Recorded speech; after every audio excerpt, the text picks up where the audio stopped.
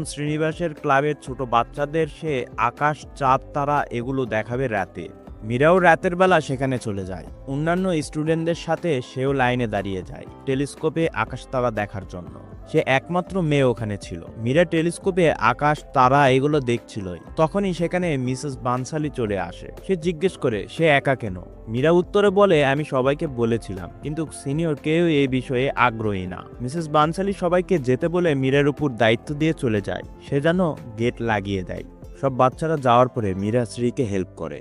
এরপরে শ্রী আর মীরা দুইজনে মিলে কিছুটা কোয়ালিটি টাইম এক্সপেন্ড করে। মানে মীরাই চাচ্ছিল যে শ্রীর সাথে কিছুটা টাইম এক্সপেন্ড করার জন্য। তারা একটি চাদরের নিচে দুইজনে বসে থাকে। শ্রী মীরাকে জিজ্ঞেস করে সে এখানে কেন থেকে গেল। মীরা বলে তার সাথে টাইম এক্সপেন্ড করার জন্য, কারণ তারা এখন ভালো বন্ধু।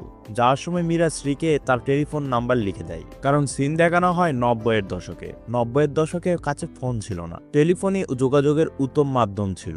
শ্রী এখানে মীরাকে কিস করতে চায়, কিন্তু মীরা প্রথমে না করলেও যাওয়ার সময় তার গালে একটা কিস করে চলে যায় আর বলে যায় যে টেলিফোন যেন একবারই করে, দুইবার যেন রিং না করে। এতে সে বুঝে যাবে যে শ্রী ফোন করেছে। পরের সিনে দেখানো হয় মীরা তার বাথরুমে যখন গোসল করছিল। সে নিজের হাতে কিস করে কিস প্র্যাকটিস করছিল, কারণ সে এর আগে কখনো কাউকে কিস করে নাই। এখানে বোঝা যায় শ্রী যে কিস করতে চেয়েছিল